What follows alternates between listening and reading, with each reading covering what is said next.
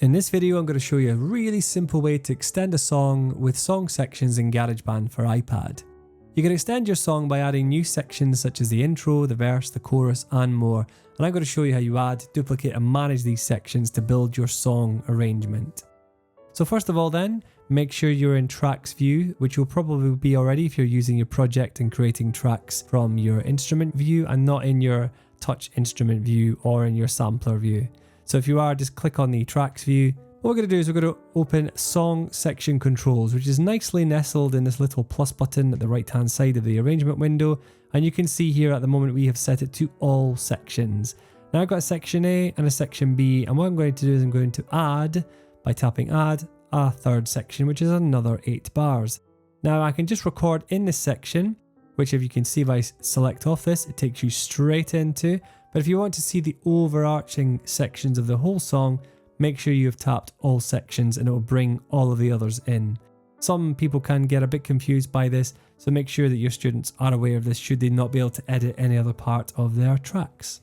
If you want to duplicate a section, for example, say you really enjoyed section A, then what you can do is this duplicate button becomes blue and it allows you to duplicate that, and it will duplicate that towards the end and the beginning of the next section that is available. If you're not happy with that, just tap undo and it will then remove that section. You can also change the length of a section by tapping on either adding a new section and selecting the number of bars, or you can edit an existing section by tapping on the information button and then just tapping to decrease or increase the number of bars. If you've just recorded something, for example, it could be 6 bars long, then instead of changing it manually, you can just tap the automatic toggle and it will then change the length accordingly and give you a real clear-cut section.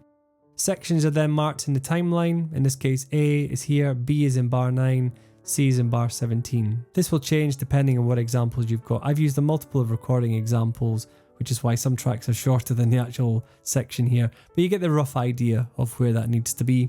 If you ever want to reorder your sections, then tap edit, and then what you can do is using this, what's described as the hamburger or the handle on its right hand side, you can just tap and then reorder them. So you see if I was to then order section C and then reorder maybe A, then it changes the order in which these sections can be found. Again, if you are happy with that, click done, but if you're not, you just click or tap undo to be able to undo that step. But we're fine as it is, so we're going to tap done. If you want to choose a particular section to play rather than just cycle through the entire song, you can then change which ones you want. And similarly to viewing them, you can then say I want to just view section B, and it will then grey out the section which is marked between B and C, and then you can just press play to preview what that sounds like. Same with section C. So if you were listening back to, for example, an introduction and chorus and whatnot, then you could do that quite nicely. What you're not able to do currently in Garageband for iPad is to rename these sections. Unfortunately, it just calls them section A and section B.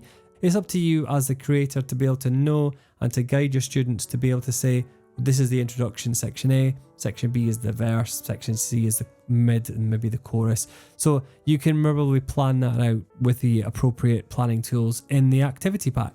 And that is a very good and swift overview of the song sections in Garageband for iPad.